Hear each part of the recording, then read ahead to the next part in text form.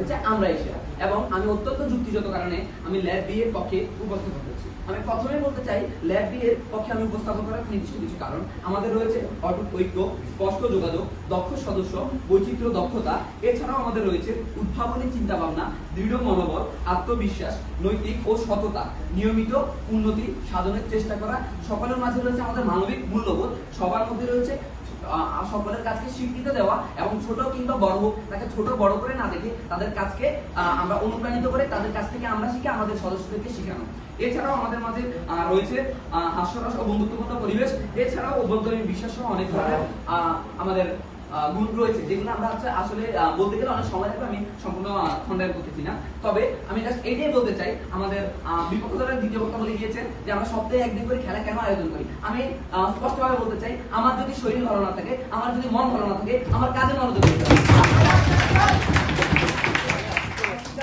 সপ্তাহে একদিন খেলাধুলা অবশ্যই আমার প্রয়োজন। এছাড়াও তারা অনেকেই হচ্ছে কি বলেছে যে সকলের সাথে যোগাযোগ না করে নীরবতাই হচ্ছে তাদের মেইন স্পষ্ট শক্তি। কিন্তু আমাদের বর্তমান যুগ মার্কেটিং এর যুগে সবচেয়ে বড় শক্তি হচ্ছে দেখি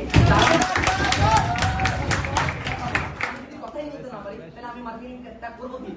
এছাড়াও অনেকে বিপক্ষ দলের অনেকে বলে আমাদের বিপক্ষ দলের দ্বিতীয় বক্তা বলে গেছেন যে আমাদের পক্ষ দলের প্রথম বক্তা নাকি সুন্দরভাবে আমাদের বিষয়টি উপস্থাপন করতে পারেনি। আর আমি দুঃখজনকভাবে বলতে চাই যে তিনি এতটাই স্ক্রিপ্টেড এবং স্ক্রিপ্টের ভিতরে মনোনীত ছিল যে আমাদের পক্ষ দলের প্রথম বক্তা। এছাড়াও আমরা আরো বলতে চাই যে আমাদের ল্যাবের মধ্যে রয়েছে বিভিন্ন দক্ষতা। আমাদের ল্যাবে একটি ভাই রয়েছে যে ওয়েব ডিজাইনে পারদর্শী, সে আমাদেরকে ওই সংক্রান্ত যত ধরনের প্রয়োজন পড়ে আমাদেরকে সহযোগিতা করতেছে। আমাদের ল্যাবে রয়েছে গ্রাফিক ডিজাইনে পারদর্শী, আমাদের সকলে আমাদেরকে সহযোগিতা করে। আমরা রাত দেখা গেছে, আমি গত পরশুদিন পর্যন্ত দেখা গেছে রাত 3:15 ঘুমাইছি, আমি কিচ্ছু করতাম না, আগের দিন আসিনি, কিন্তু আমাদের সিআর আমাদের সদস্যরা বসে আমি যতক্ষণ পর্যন্ত শিখছি ততক্ষণ পর্যন্ত সহযোগিতা করছে। এটাই আমাদের তাদের মধ্যে ভ্রাতৃত্ব এবং বন্ধন রয়েছে। কিন্তু আমি প্রমাণ হিসেবে বলতে চাই, আমার এখনো স্পষ্ট মনে আছে যে ক্লাস শুরু হওয়ার ঠিক 8 কিংবা 9 দিন পরে বিপক্ষ দলের দ্বিতীয় বক্তাই স্যারদের কাছে অভিযোগ করেছিল যে আমি কিছু পারি না, আমার সাইডম্যান আমাকে কিছু শেখায় না। এটাই হচ্ছে তাদের আমাদের লেভেলে আইয়ুব বাচ্চুর একটি গানকে নকল করে আমাদের সুমাপুর লিখে একটি গান দিয়ে আমি আমার বক্তব্য শেষ করতে চাই। হাসতে দেখো